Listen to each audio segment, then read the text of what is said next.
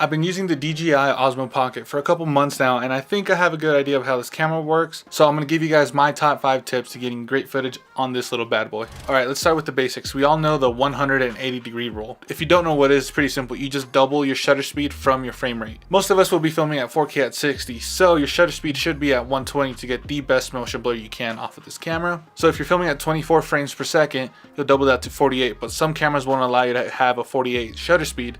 So you just round it up to 50 and you should be golden with shutter speed. The second tip would be keeping your ISO as low as possible. I recommend staying between 100 and 800 ISO, because if you go over 1600 you'll start introducing a lot of noise into this guy because he has a small sensor.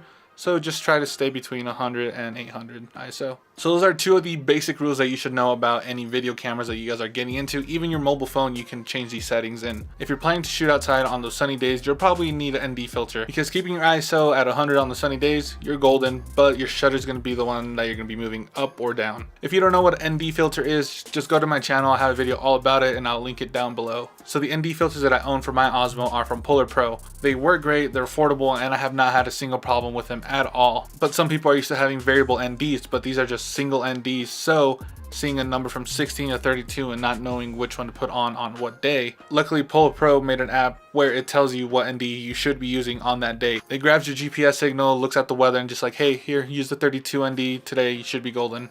So the 4th tip that I can give you guys is, let's say you started using the Osmo Pocket and you notice that the footage, once you import it to your PC, it looks like you filmed it on your phone. Everything is over sharpened, the colors are way too bright than what you thought they were going to be, so that's how it kind of looks like a mobile phone. There's 2 picture profiles that you have on this, just the standard one, and now they added D-Log, which is my favorite. I also made a video on D-Log if you guys want to go check that out. So this lowers everything from the sharpness to the contrast to the vibrance, so it's a little dull, but you'll have wiggle room now when you want to add your own color or your own LUTs to the footage. So the final tip that I can give you guys is that you guys can still use this if you forgot your SD card. So you can still record 4K at 60 from this card to your phone without an SD card. Simply just plug in your phone to your camera and you should see the record button having a phone icon, and that's pretty much it. Just hit there, everything will be saved either to your photos if you have an iPhone or to your gallery if you have an Android. Those would be some of the tips that I would recommend getting down and nailing them perfect before you start experimenting a lot more with this camera. I know they're really basic tips, but those basic tips are the ones that are going to give you the amazing footage that this little guy can give you, or any camera in general. These tips will apply, so just come back, watch this. If you get a new camera or something, these tips will help you out,